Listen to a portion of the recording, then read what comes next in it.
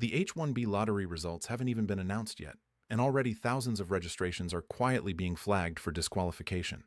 Not because of anything complicated, not because of a legal technicality buried in a 100-page federal document, because of three mistakes that are completely avoidable, completely preventable, and yet happening right now as employers and employees rush to submit before the deadline.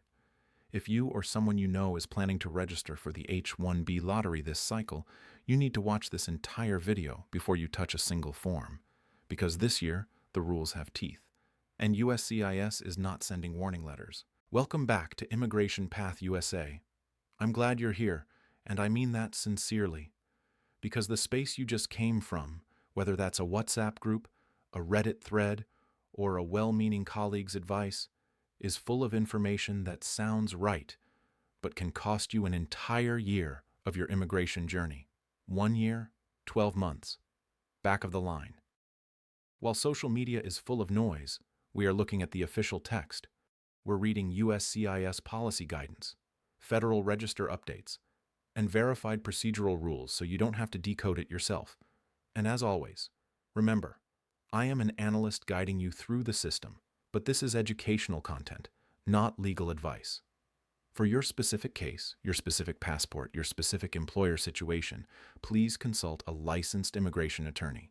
What we do here is make sure you walk into that conversation informed. Now let's get into it, because the H-1B registration window for fiscal year 2027 opens on approximately March 6, 2026, and closes on approximately March 22, 2026. That's a 17-day window. 17 days where one small error, one data mismatch, one misguided shortcut eliminates you from the lottery entirely. So let's talk about the three mistakes that are quietly disqualifying people right now. The first mistake, and this is the one that shocks most people when they hear it, is believing that more registrations means better odds. For years, there was a loophole, not technically illegal, but ethically gray. Some beneficiaries, meaning the actual foreign workers hoping to get selected, were being registered by multiple employers, multiple staffing firms, multiple consulting companies, all submitting separate lottery entries for the same person. The logic was simple. More tickets in the lottery means more chances to win. And for a while, that logic worked. That logic, USCIS noticed, and they changed everything. Starting in 2021, USCIS shifted to what's called a beneficiary-centric selection system.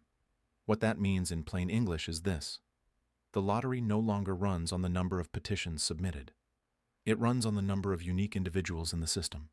Each person gets one entry, regardless of how many registrations are submitted on their behalf. But here's where it gets critically important for the 2026 registration cycle specifically. The system now uses your passport number as the unique identifier. Not your name, not your date of birth, your passport number. That is the key that USCIS uses to say, this is one person. If two registrations come in with the same passport number, the system does not pick the better one, it does not average them out. It flags the situation for review, and in many cases, both registrations are invalidated.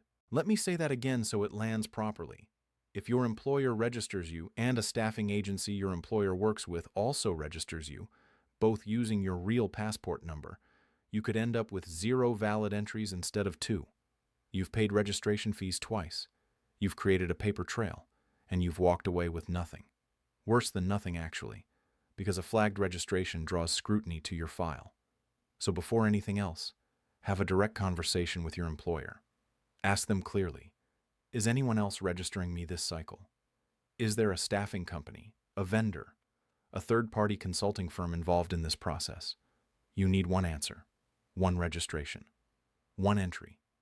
That is your entire strategy for 2026. Now let's move to the second mistake, and this one is so frustratingly simple that people almost can't believe it trips them up. But it does, constantly. The passport data you submit must match your actual passport exactly. Not approximately.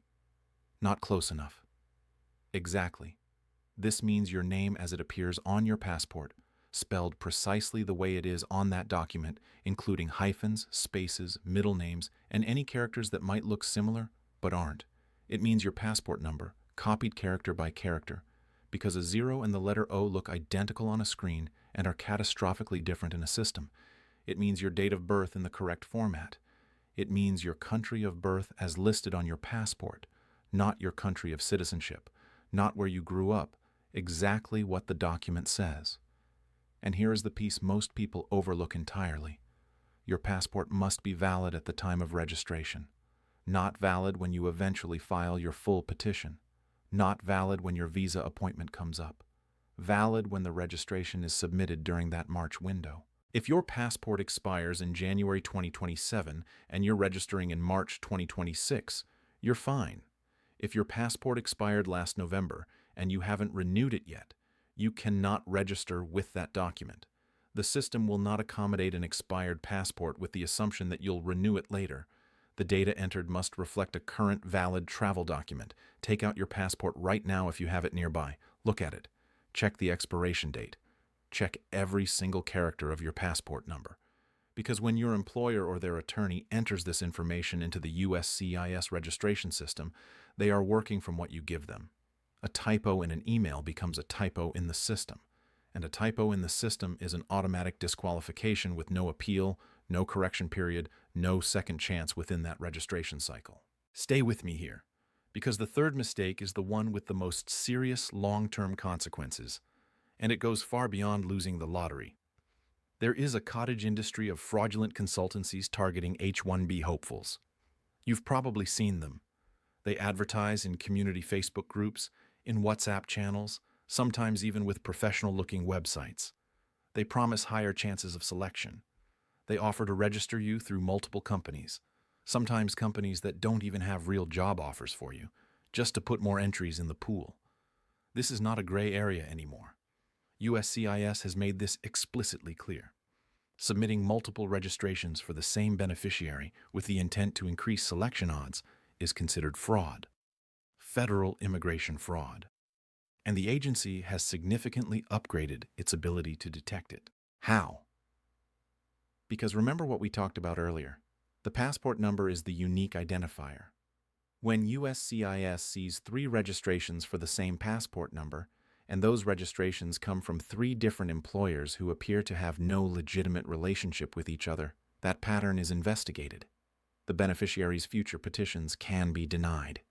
In serious cases, it can affect future visa eligibility, and the employers involved face their own legal exposure. Imagine a software engineer, let's call her Priya. She's been working on OPT for a year, her status is solid, her employer is legitimate, and she genuinely deserves a shot at the H-1B. But a friend tells her about a consulting company that can submit 2 extra registrations for a fee. She thinks she's just improving her odds. What she's actually doing is creating a fraudulent paper trail attached to her name and passport number that USCIS can reference for the rest of her immigration history.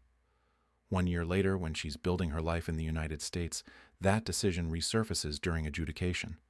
The system has a long memory. Let's look at the facts, not the fear. The H-1B lottery is genuinely competitive. The cap is 85,000 visas per year. The number of registrations typically runs into the hundreds of thousands. Your odds are not guaranteed, and no one can change that honestly. But your registration can be clean, accurate, and positioned for the best legitimate outcome. That is what you control, and that is enough to give yourself a real chance. Now let's talk about what you actually do. 3 concrete steps, starting today. First, confirm your registration status with your employer. Have an explicit conversation. Not an assumption, not an implication. A direct question. Ask who is filing your registration. Confirm that only one entity is submitting on your behalf, and get that confirmation in writing if you can. Your employer's attorney should be able to tell you clearly where your registration stands. Second, verify your passport information in detail. Pull out your physical passport. Write down your full name exactly as it appears. Every letter, every space, every hyphen. Write down your passport number character by character. Confirm your expiration date, and confirm it falls after March 22, 2026. Then send that verified information to the person handling your registration and ask them to confirm it matches what's in the system before submission. Third, avoid any service or individual promising multiple registrations or guaranteed selection. If someone tells you they can get you into the lottery through additional companies, that is a red flag. Report it if you can. Walk away if you can't report it.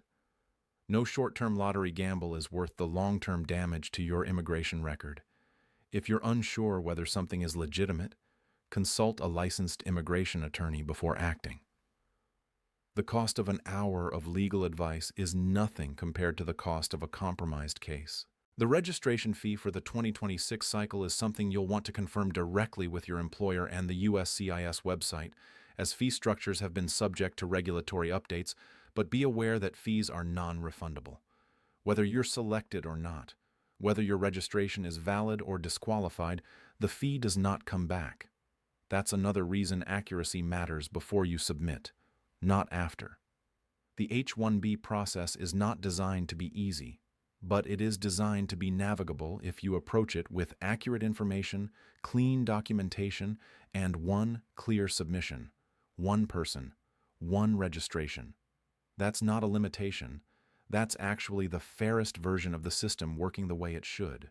Immigration policies shift overnight. Rule changes, court decisions, regulatory updates, processing priority shifts, all of it can affect your path without warning. The only way to stay protected is to stay informed. Subscribe to this channel so you don't miss the next update. Hit the notification bell, because when something changes in the H-1B space between now and March, we will cover it here before the rumor mills get to it. Share this video with anyone you know who is registered or planning to register this cycle. The 3 mistakes we covered today are preventable, but only if people know about them in advance. Be the person in your community who shares the right information. It matters more than you know.